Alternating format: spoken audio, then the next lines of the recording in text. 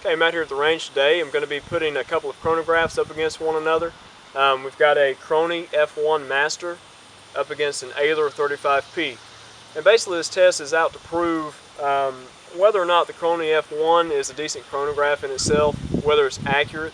I figured the best way to test that is with the industry standard right here. The Oehlers are used by the FBI, they're used by various ammunition manufacturers. It's a professional grade chronograph, and it brings a professional price as well. It's about $500–600 for a brand new model.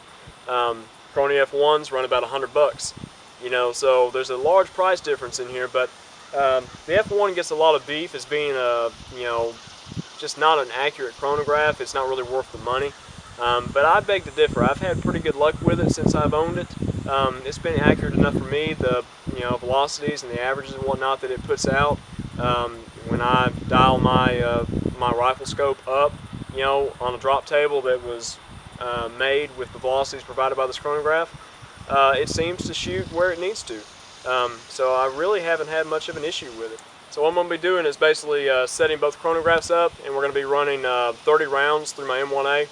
And it'll be 3 strings of 10 shots, and we'll take a complete average of the 30 round bank after everything's said and done, and we'll provide those results on screen. And we'll get into some more details of the 2 chronographs after the shoot. Alright, so I've got both chronographs set up in line. The F1 is in the front and the Oehler is right behind, and these chronographs are spaced out by mere inches apart. And the F1 is spaced 10 foot in front of the muzzle, so we get a good reading on that chronograph. No muzzle blast or anything like that affecting the results. So we're going to go ahead and get started with this and see how they do.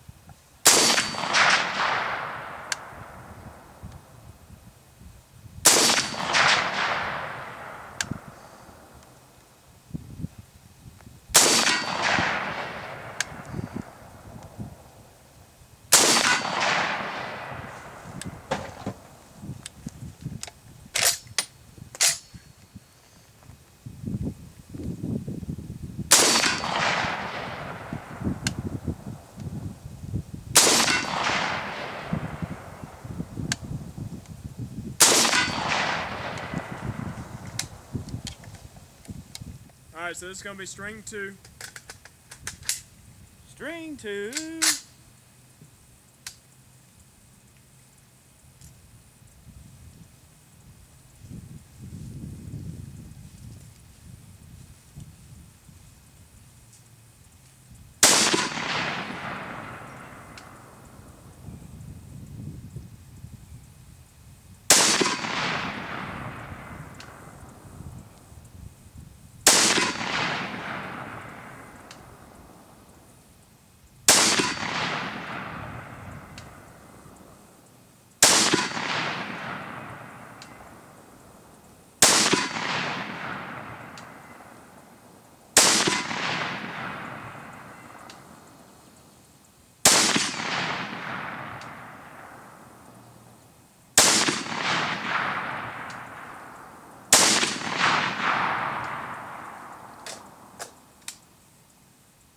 Alright, so we're going to do string 3, so the final string.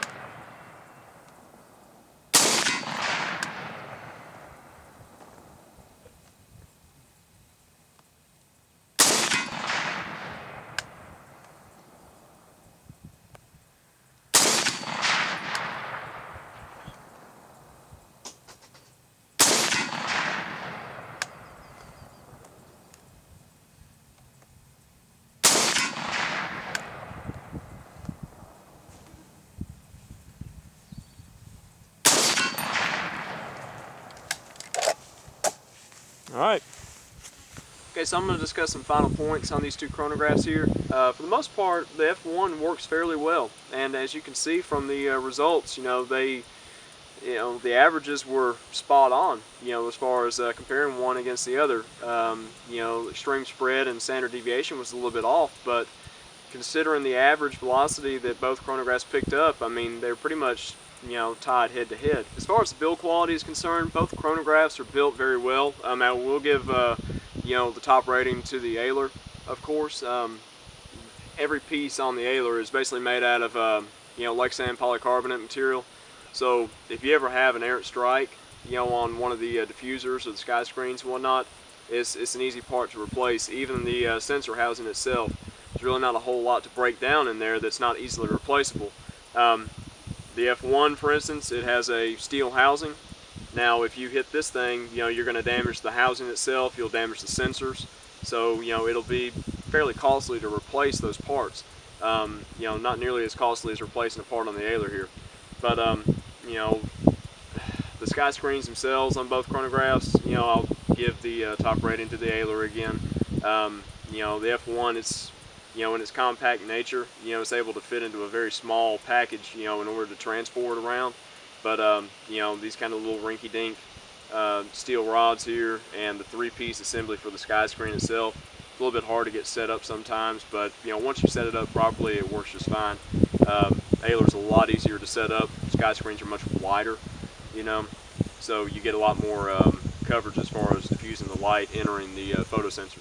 As far as area of coverage is concerned, for the actual sensor picking up the projectile and giving you a chronograph reading, on the F1, and I believe on all the Chronies all the way up to the Gamma models, you have a very small area of coverage here. That's about 2 inches all the way across between the sky screen here.